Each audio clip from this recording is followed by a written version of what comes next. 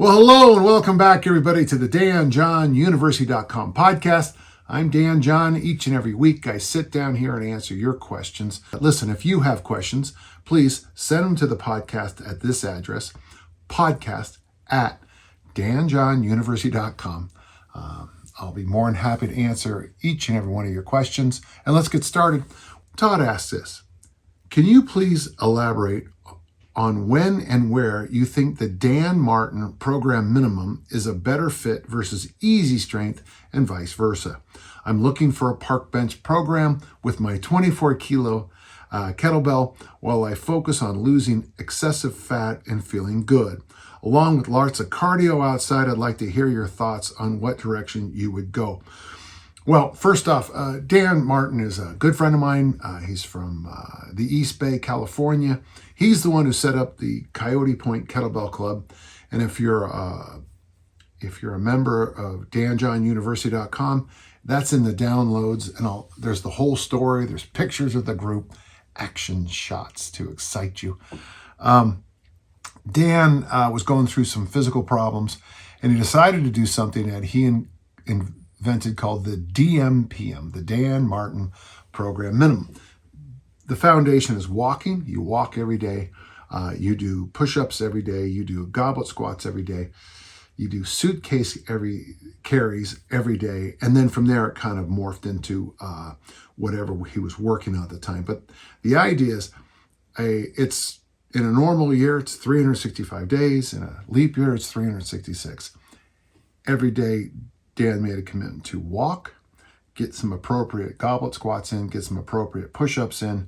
I know he did some members of the Turkish Get Up family, some of the rolls and things like that.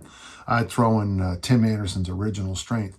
But the idea behind that, Todd, was to gently, nudge is the word I love the best recently, but so you're going to gently nudge yourself towards better. To quote Barney Stinson, just be better. The idea is that you're going to walk every day. You're going to do these mobility things every day. You're going to do these gentle strength movements every day. You're going to get up and down off the ground every day. And the concept there is that you're just going to take your time to kind of, I don't know, the sailboat analogy always works so well, but you're going to change your tack here. You're going to go the other way for a while. If you like, you're going to do a 180. I used to have a coach who used to always say that the team needed to turn things around and do a complete 360. And I never had the heart to tell him that. Yeah, okay. But with easy strength, you could do it with 24 kilos. In the book, Easy Strength Omni book, I have some kettlebell programs in there for easy strength.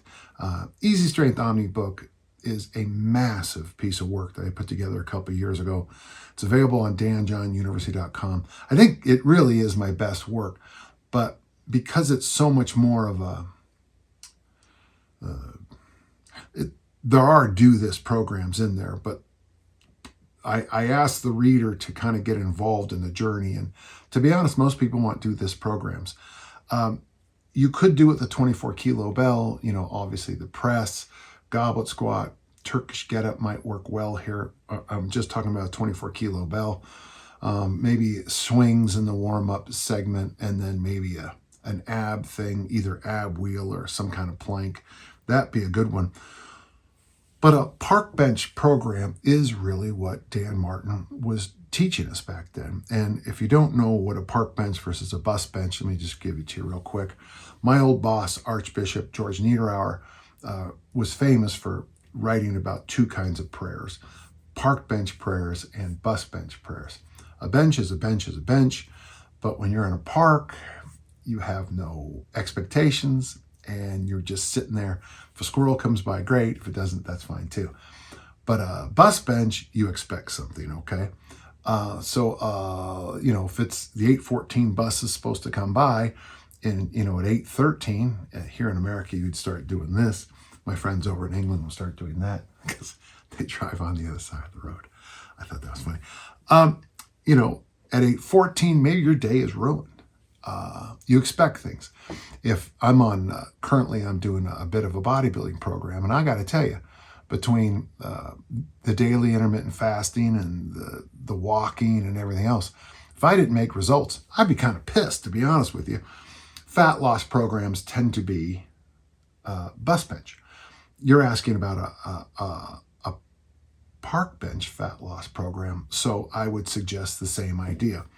You can just do grandma wisdom. Now, it is true that the research on 8 hours of sleep every night probably isn't perfect, but that's a good 8 glasses of water a day. Probably isn't, but it's pretty good. The 10,000 step rule a day, it's actually comes from the name, one of the first pedometers coming out of Japan, but that's pretty good. So, Todd, when you want to do a park bench program, the first thing you have to do is kind of get your mind out of this idea that, 6 months from now, you're going to look great. The idea is, I'm doing okay today. I'm really happy about the fact that I'm doing okay today. As I'm writing this, before I had my first bite of food today, I walked 9,000 steps. Now, today was an off day because I walked to the doctor's, but I walked 9,000 steps before I even had any food at all. I walked 9,000 steps and lifted weights before I ate food. Well, that's a pretty bus bench. That's a kind of a do this program, but it doesn't matter. I do have some goals with my body composition I'm working on, but you could easily park bench this too. So just do what I'm telling, just do the basics. Drink 8 glasses of water every day, get 8 hours of sleep. I got to tell you folks, if I could just wave a magic wand on all of you striving for body comp, it would be go to bed earlier.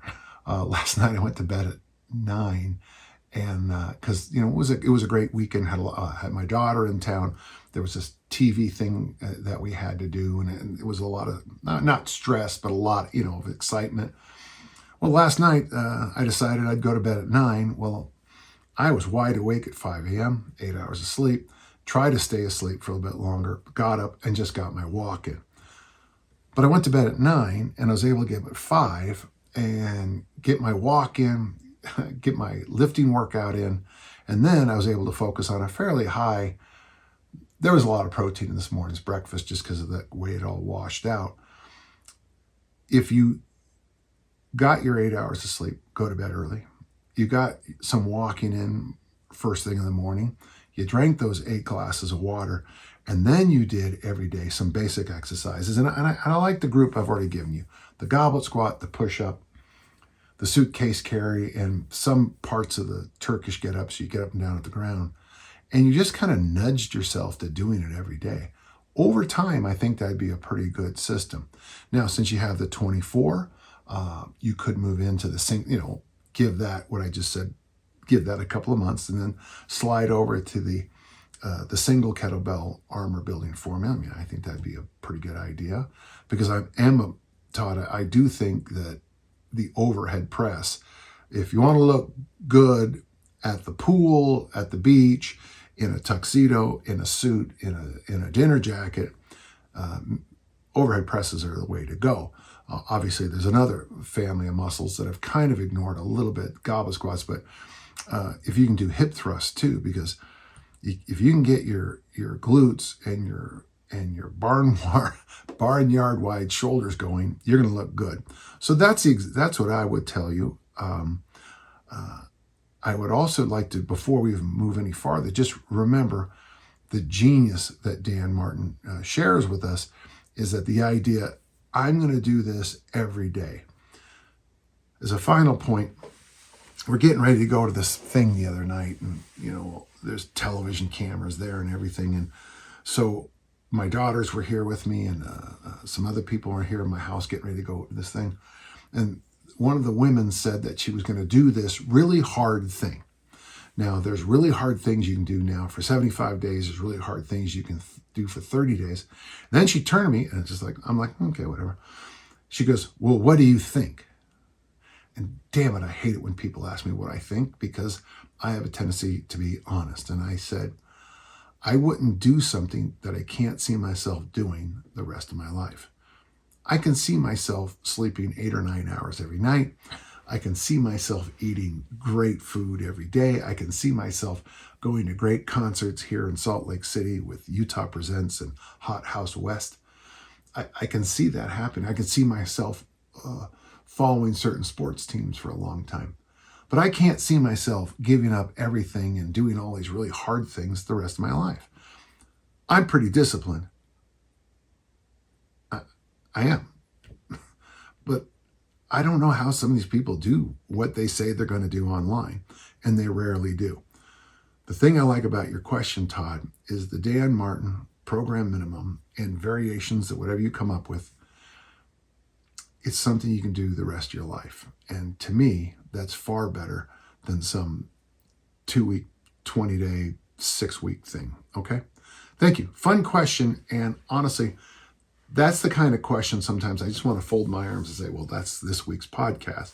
Because don't start doing something you can't see and you're going to do the rest of your life is really good advice about a lot of things. All right. Thank you. We got a question from Jesse, and this one it's long, but there's some good parts to it. So let's go. My son is heading to college in the fall, and I've been making it a point to say yes to every minute he wants to spend with me before he leaves. For the last couple of months, we've been going to the gym together, which is one of the best ways I can imagine for a parent and child to spend time together. I agree with you, Jesse. The one challenge I'm having is that my training goals align with your programming, specifically easy strength for fat loss and the armor building formula, while he wants to bulk following a bro bodybuilding split, shocking for an 18-year-old male. I know. We've been doing it his way because the value of our time together and his enthusiasm around it far outweighs my training preferences. But I'm starting to put on some unwanted mass. Wow, that's interesting. Which I'd like to curtail. A thought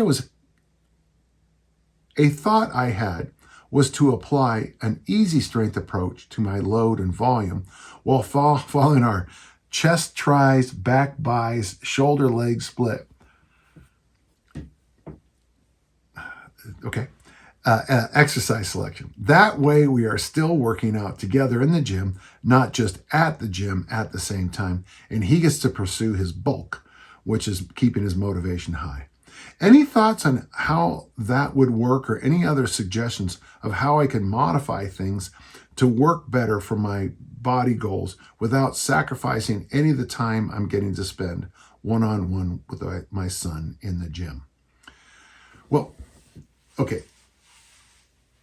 And I certainly understand why an 18-year-old boy wants to do that kind of training. It's interesting because what your son is doing is what I recommend for 55 and older trainees. I recommend, you should bodybuild in that weird bro split style after 55 because I'm 68. And I got to tell you, man, recovery changes, man. Now, I'd like to be like someone online and say, oh, no, man, I just got to outwork the recovery. Folks, at my age, when you worry about Medicare cuts and Social Security cuts as an American, because, why do those old people need all that money? Wait a second. I do have some, I do have those issues. It does take me a while to recover from some workouts. I get sore, more sore than I used to. So I like what he's doing for a plus 55-year-old. Now, there's no way we're going to talk any 18-year-old out of training like, he's getting ready for a bodybuilding contest. But what you can do, let me just give you a couple quick pieces of advice.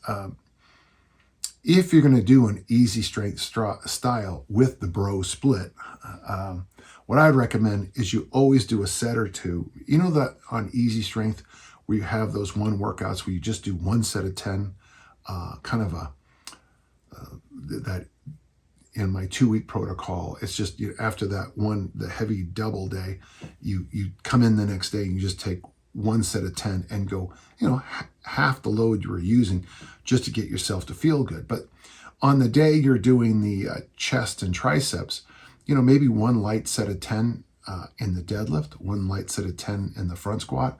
I'm hoping you're doing loaded carries, but and maybe even chest and tries, maybe an appropriate pulling motion. For most of our listeners, doing a set of 10 in the chin up or pull up wouldn't be a light day, but if you have a machine or if you want to do rows, something like that.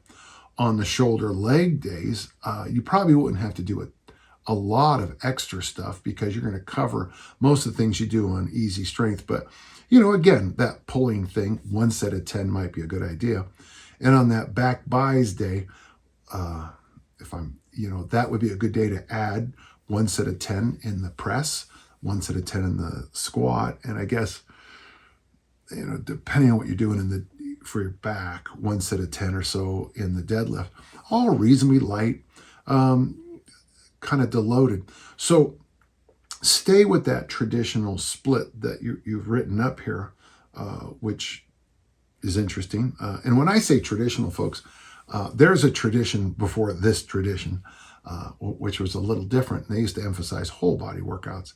So when you do this kind of 1980s split, just add one set of 1, 2, or 3 additional exercises, set of 10, very, very tonic-y feeling. So when you finish that set of squats, I want you to kind of stand up and go, that felt good. When you finish that set of deadlifts, when you put the bar in the ground for the last time, you stand up. I don't want you, reaching your hand back because you're cramping somewhere. I want you to put the weight down and go, that felt pretty good. Now, you'll also be able to progress very quickly on these one set of 10. By the way, if you think 10's too many, do whatever you think. And if you don't think it's enough reps, add more. 10 is just a good number on the easy strength protocol. When you're doing these over time, you might notice, like, for example, say you're deadlifting 300 on your heavy day, one set of 150 for 10 on the deadlift. Now, for me, I would find one set of 10 in the deadlift, no matter what the load is, kind of hard for whatever reason. I'm a good hinger, but, anything after 3 reps seems to hit my cardiovascular system. But you'll find that, maybe at first, the first workout, try 135 pounds. Maybe the next time that was way too easy. Good. Wait till next time to up the load. Take your time simply nudging those lifts up. And the other thing, Jesse, by the way, and I think it's great that you're training with your son. I just think that's fabulous. But, as you do the workouts with him, try to encourage him to do the extra work too.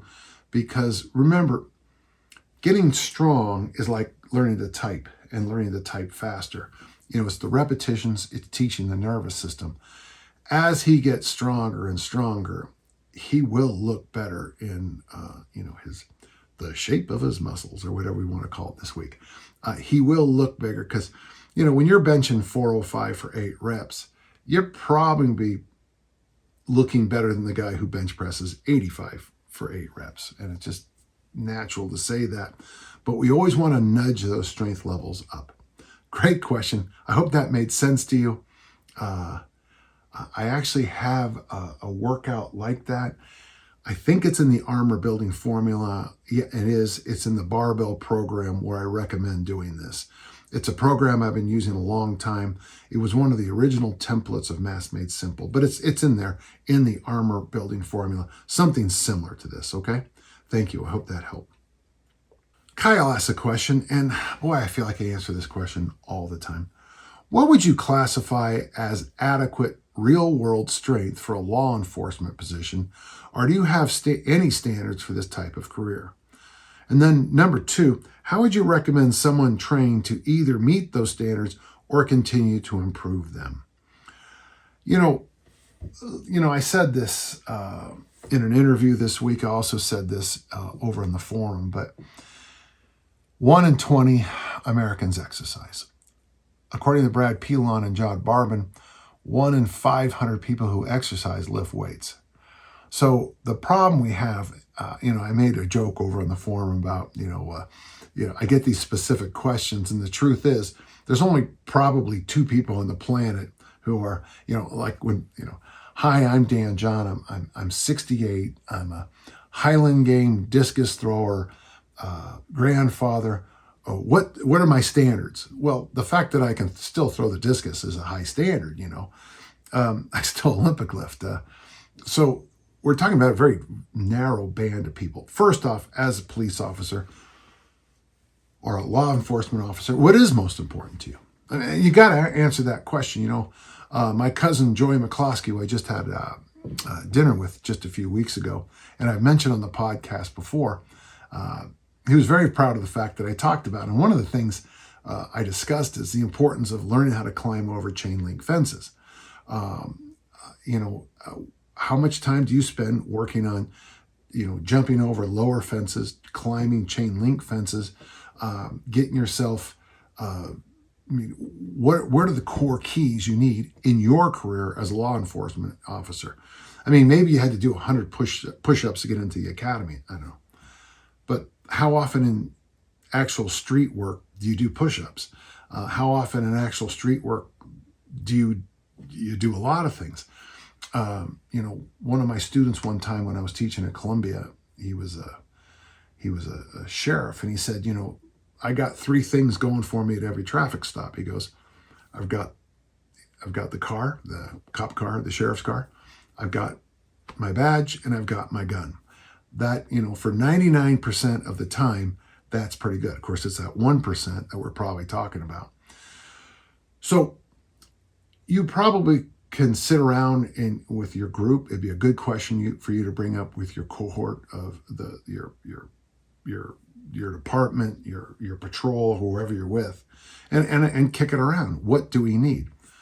One of the things, and I said this years ago, Kyle, for police officers, especially those of you who drive around in cruisers, you cruise around, you have got to train being seated in a car and then getting out and sprinting. That to me is something, that's why I'm such a big fan of those Litvinov workouts that we now call lift and sprint, where you do an exercise like the goblet squat, and then you throw the weight down and you sprint. It works well with some members of the deadlift family, and it works well with some members of the squat family. Nowadays, mostly I just have people use kettlebells because you can take a kettlebell to a park and, you can get these done. So you do a set of 8 goblet squats, you throw the bell down, you sprint, you walk back, you do it again, do a total of 3 times. To me, I think that's more valuable to prepare you so you don't pull a hamstring when you're chasing somebody. It prepares you for that weird transition you need. I actually think, and I know this from my European law enforcement friends, that any and all time you can get to learn to communicate better is really valuable. A lot of police forces, I think, do a good job trying to get, to talk and deflate situations before they explode. So to me, it's interesting because I want to keep you alive, Kyle. And so, make sure you work on, your procedures, and make sure you work on, doing those double check things. I always remind my daughters that most T-bones happen on the driver's side. So always take one extra chance to make sure, even though it says green, make sure this person in the red light still knows that it's a red light means stop. I would recommend for your training for standards to be able to do 3 sets of 8 in the goblet squat, followed by maybe 50-yard sprints 3 times. 3 sets of 8 with the 24-kilo bell, goblet squat, sprint 50 yards, repeat 3 times. There's your start.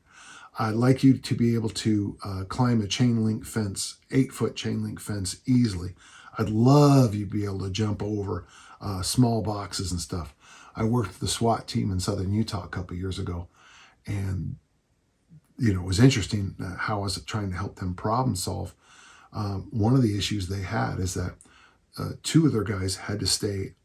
They were crouched on their knees, and they had to sit. Now, Southern Utah is a lot hotter than it is up here, but they had to sit in the sun for 2 hours. And when they finally had to go into action, their bodies, because of the sun and the cramped position and being on their knees, made it really difficult for them to, ratchet up and become, Spartans or whatever, the warriors or whatever. So I know I'm a bit vague on standards, but I would really like to see you do things as simple as, walk every day, do goblet squats every day to keep your hips loose. Maybe get yourself into doing some deadlifts to keep not only your hips loose but strong. I love the idea of police officers doing pull-ups because sometimes you do have to get up on things. I'd love if you had a chain link fence in your gym and you had to climb up the chain link fence and pop over it a few times. Those are the kinds of things that I think are more important than just simply, doing 100 push-ups.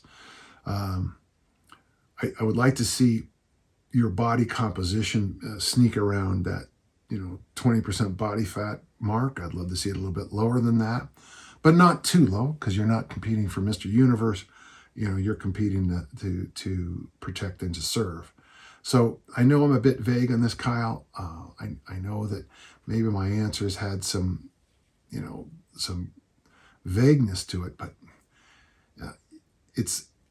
I want you to think about doing those lift and sprints. I want you to think about doing the walking. I want you to think about getting your body fat down, and maybe the chain links fence stuff, and practicing hopping over short barriers and stuff. But those are the keys. Also, make sure you go on the range and practice your accuracy. Make sure I hope you have some kind of training on hand-to-hand stuff, whatever we're calling it this week. To me, those are far more important. Kyle, I hope that helped. And I knew that when I read the question earlier, I knew that I was going to struggle with this one. And I did my best, okay? Thank you. Phil asked a question that's going to be a little different, and it really only my American audience is going to appreciate it. But one of the things I value most about your advice is the perspective you bring from a diversity of athletic pursuits and experiences. I've got a college football question for you. College football has been revolutionized by the transfer portal as players move around seeking a better situation to pursue their careers. Some guys might now take 3 or even 4 stops along the way. What are the consequences of being in and out there at 3 or 4 different strength and conditioning programs for these young men in these formative years of their physical and athletic development? Yeah, Phil, it's interesting. I was with a guy, he's a bigwig in the National Basketball Association, and we were discussing, so Dartmouth's basketball team, Dartmouth University, there in New Hampshire, the athletes organized themselves into a union, and as I'm speaking now, it's not moving ahead, even though it should be. I think college athletes should be unionized, and I think there should be contracts. That's the first thing I got to say. The fact that you can transfer schools, the NC2A, I mean, I've had to deal with them through the years. They're not equipped to deal with this, but we do know that contract law is equipped to deal with this. So, one of the things you're a high school senior and you sign a 3-year deal with the university, but you also promise to do certain things too, and I very strongly believe, arrest and convictions, bye-bye, and forfeiture of money if you do those kinds of things. Obviously, you have to make sure it's arrest and conviction is always a big one. But, certain kinds of campus behaviors are banned, and the university has to do certain things in return. But your question, Phil, and the reason I liked it so much, and gentle listener, this is important because there are programs, it's funny, very few of them do this anymore. I remember years ago someone telling me, well, Penn State does this program. Well, back at the time this conversation came up, Penn State was a massive independent with no offense, Penn State fans, but with a fairly loose, light schedule, and they would win a lot of games every year. I remember when their defensive coordinator, now of course maligned, spoke at a conference and he showed the defense he was running. It was basically a high school defense, maybe a 9th grade defense. But, they were doing this high intensity kind of training, and they were talking about how, they were equating their weight room to the wins on the field. You can never do that. it is true, like certain schools, I got to be careful because they changed so much. But I remember working with one of my athletes when they had a famous coach at Notre Dame. And I looked at the program, and it was basically the kind of program we did in high school, except for except they used universal machines, which nothing wrong with universal machines. They used universal machines and did a lot of bench press and power clean. It was a 1974 South San Francisco high school football training program. They did really well because they recruited really well, and they had the better athletes on the field.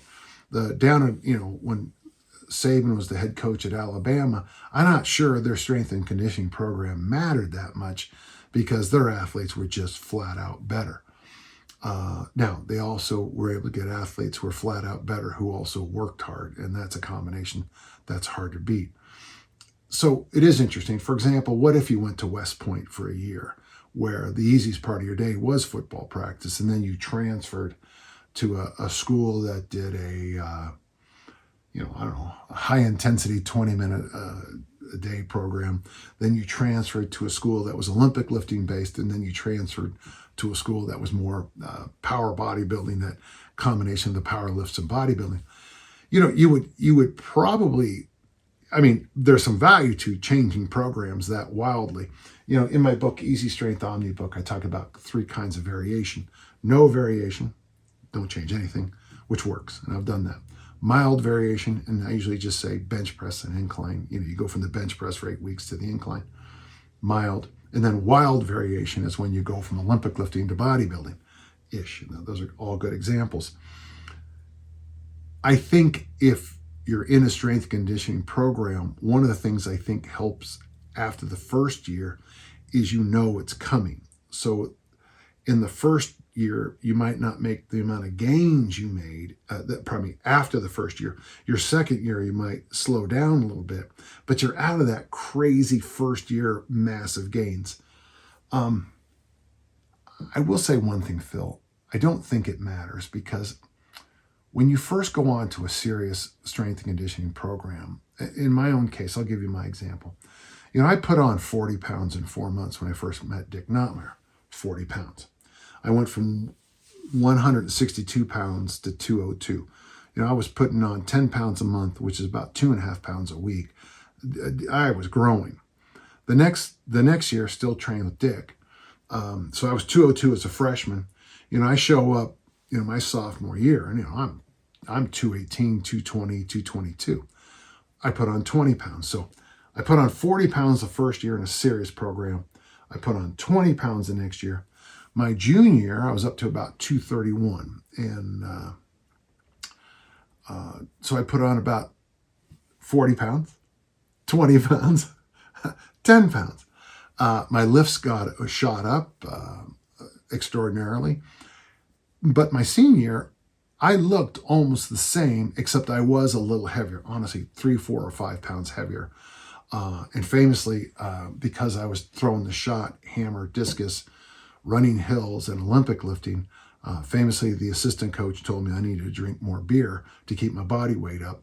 And I still think that's some of the best advice I've ever heard in my life, which is funny. But I was on basically the same program all 4 years. It was the Olympic lifts and front squats. That's basically what I did. I really didn't need to bench press much in college, though I did bring it back my senior year. But even then, I wasn't very serious about it. Well, I put on 40 pounds 1 year, 20, 10, 5, all the exact same program. Some people might be sitting out there going, well, then, if you change programs, you would put on 40 pounds a year, and I would end up weighing 320 pounds, which, would have not been a good thing for a discus thrower. But that's not what happened. So what happens is when you change programs, Phil, if you don't mind, is you get this rapid increase, this rapid learning curve, okay? It's true in everything. There's that great book, George Leonard's book on mastery. We all have this sharp increase when we first learn something. If you decide to become a guitar player you never played before, the first couple of weeks, you're gonna learn all this information, chords and notes and strumming, and I'm out of frets. Okay, now that's all I know. And then if you do that until you get bored because you haven't improved, then you start a new thing. You're gonna you're going to read out loud all the books of Shakespeare, and you got a ton of interest in the first thing. Of course, after a couple of weeks, you'll find something else. You're going to go become a you're going to get into sailboats, and you're going to really enjoy it, and then you're going to lose interest. That's George Leonard's mastery in a nutshell. But what we want to learn to do in elite sports anyway is you have that early learning curve, and then there's that plateau. And elite sports, you got to learn to fall in love with the plateau, because what that means, if you hang in there long enough, there is going to be another steep increase. With me, it was 40, body weight anyway, 40, 20, 10, 5. In the ring, a good example would be my high school throwing. I threw 103, 129, 144, 170. And then next year with the international implement, 162, which is a pretty good throw. That steep incline happens, and then it starts to ease up a little bit. My concern about changing from 3 or 4 strength and conditioning programs is you're going to have a lot of this, but you're not going to necessarily see it on the field of play. I'm willing to be happy to be proved wrong. I know of a university near and dear to my heart that had 4 strength coaches in 4 years, and I got to tell you, they were all radically different on their insights, and you could see that the athletes were not making a lot of progress. So there you go. I think they're going to have a lot of that. I believe online the word is newbie gains, but they're never going to get that deep level of insight that you get, when you've done 4 to 8 years of Olympic lifts or power lifts. Okay, thank you. This is a fun question from Jeremy. One of the bravest things I ever did in my life.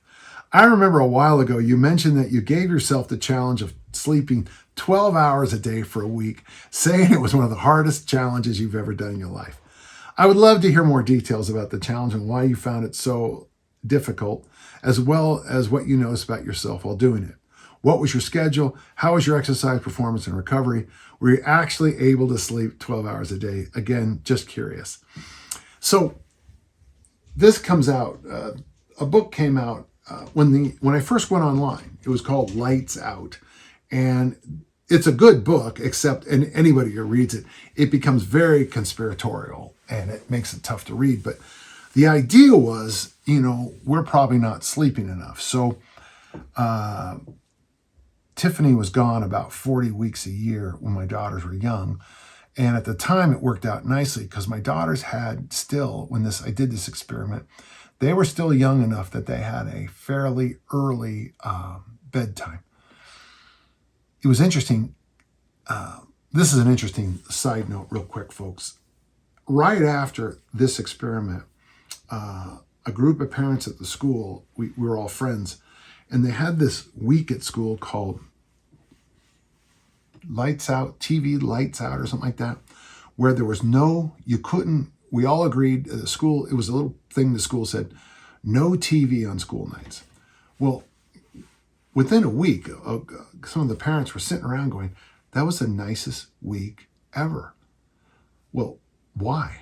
We all agree it was so wonderful. Well, this is also before phones and social media. So I don't know, you modern parents, God bless you. I don't know how you're going to get through it. But what we found was interesting. So when my daughters would come home from school, I'd make dinner. I'd work out. They'd read Harry Potter or whatever. Yeah, Harry Potter had been around that time, yeah. They'd read books. They'd play a little bit. It was December when we did it, so they couldn't really go outside here in Utah. And they would say, I'm going to go to bed. What I never picked up on is my daughters never had a bedtime after this. When my daughter Kelly, and it's kind of funny to think about it because Kelly's 35 now. When my daughter Kelly was a sophomore in high school, she sat us down and she said, Mom, Dad, I want to talk to you about something. Now, gentle listener, for those of you who don't have high school girls, when your daughter in high school says, there's something I want to talk with you about, you do get a little bit of fear in your heart. I'll tell you that. And she goes, do you mind if I have a later bedtime? And we said, sure, that's fine, honey. Well, when she went back downstairs, Tiff and I looked at each other and said, does she have a bedtime? I don't know. I've never said anything. So my daughters thought they had a bedtime, but they didn't, because we never had TV on school nights. So Sunday through Thursday nights, no television.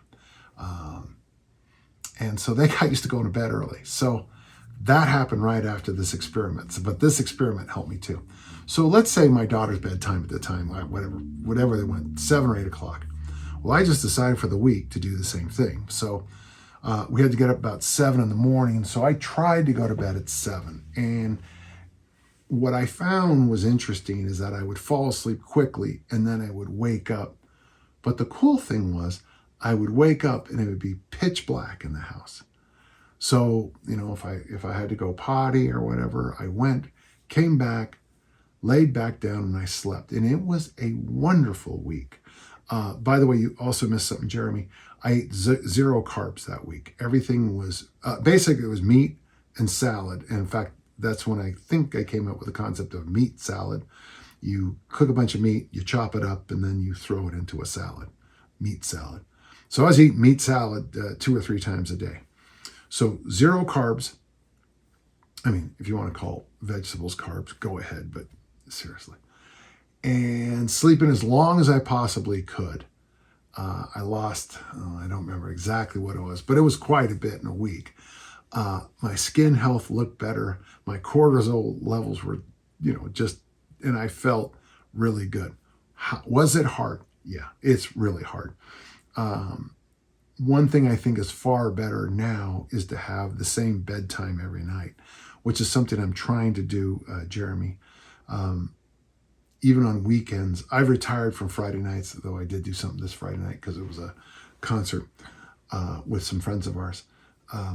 But most Friday nights I want to be in bed at my normal time, so I roll out of bed early on Saturday morning and I have a whole day ahead of me. I don't do anything too crazy on Saturday nights, and if I do go out, I try to make it an early night. This weekend we had a group of us met together in the afternoon at 2 in the afternoon, and it was wonderful because you have you eat a little bit, you have your beverage, you go home, and you get to sleep in the next day. Was I able to sleep 12 hours? No. If I drink excessively one night, I might be able to sleep 12 hours now. But basically, when I'm 9 and done most of the time. Somebody on one of the comments said, "How does anybody have time to sleep 9 hours?" I would follow it up with, "How does anybody have time to be that fat or that dumb or that whatever?" I think sleeping is so important for your body composition and for your ability to get work done. As when people ask me how I write so many books a year, I should now answer because I sleep 9 hours every night best I can. How much sleep do we really need? Obviously, it's very individual. I think more is better, but your mileage may vary. One other thing I didn't do at the time, though, Jeremy, I would do now, is I have that music cozy eye mask with the Bluetooth. I probably would have meditated when, like if I woke up at 4 in the morning. Now I would just go into a meditation and do my practice there. Okay, thanks. Kind of vague answer, but it was fun. It was fun to write about also. So thank you. Okay, we have a question from Brian, and it references the Armor Building Formula book available at danjohnuniversity.com/bookstore.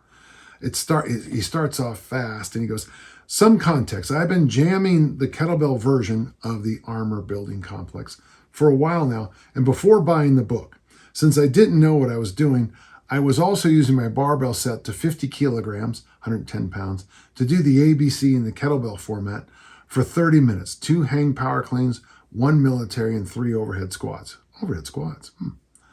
After purchasing the book, I started doing the Barbell ABC program from program 3. I'm finding the squats too easy and the curls too hard. I can always supplement the program with more squats, so that's a fairly easy fix. but I'm having to drastically reduce the weight for the curls. I'm using an empty bar. Now that's interesting. So your squats are too easy, but the empty bar, a 45-pound, 20-kilo bar. My questions. Why is the Barbell ABC set out so vastly different from the kettlebell version? Because that's what happens. They are different tools and they have different qualities. The barbell clean is a much bigger movement, and it can be a lot more exhausting. Also, too, in the ABC barbell version, we're doing the clean and press, clean and press, clean and press. So, and I also find interesting you went right to number 3 and didn't go through the steps. I'm curious about the rationale behind the programming. The reason it sets in, the reason it sets in reps is because that's what I made work. If I could have made this idea of just doing the kettlebell ABC and translate it to the barbell ABC, I'd have done it and saved myself literally a year in work and writing, because that's how long it took together to put the barbell program. So it's just experience here, okay? And the second question is, am I meant to be starting the curls with a little thrust of the hips? That's sometimes called a cheat curl or a power curl. I'm struggling to see how it's possible to curl this much weight using slow and controlled form. Oh, I was about to show off my armacondas. Yeah, I guess you could. And I would be interested to know why you're having such a struggle with the curls, and that your squats are so good. I wish I would have gotten, sometimes, for example, if I'm working with someone with certain body compositions, like, longer torso, shorter legs, who can squat, people are born to squat. Yeah, they'll tell me, these squats are way too easy, I will say this, though, I got to tell you, Brian, that workout where you do clean and press followed by 8 front squats, if you're saying that's easy, clean and press, clean and press, clean and press, clean and press, clean and press, clean and press, clean and press, clean and press, clean and press, and then 8 front squats, and you find that easy, hats off to you, man. That's pretty hard. On the curls, if you think you need to add a little hip thrust to it, that's fine. But I am interested in why you struggle with that so much. But good question. I spent a lot of time on the barbell version, far too long. The kettlebell version actually was probably finished a decade ago when I went through it at a kettlebell certification, an RKC. And I went through it and I put out the basics on the board that day. Of course, we had to experiment and, clean things up. But basically the template of it is probably at least a decade old. But the barbell program needed a little bit of love. So thank you. Hey, well, listen, there you go. Each and every week I sat down at my desk here and I answer your questions. If you have questions, please send them to this address, podcast@danjohnuniversity.com. Each and every week, I sit down and answer your questions, and I'm proud to do it. And until next time, let's all keep on lifting and learning. Thank you.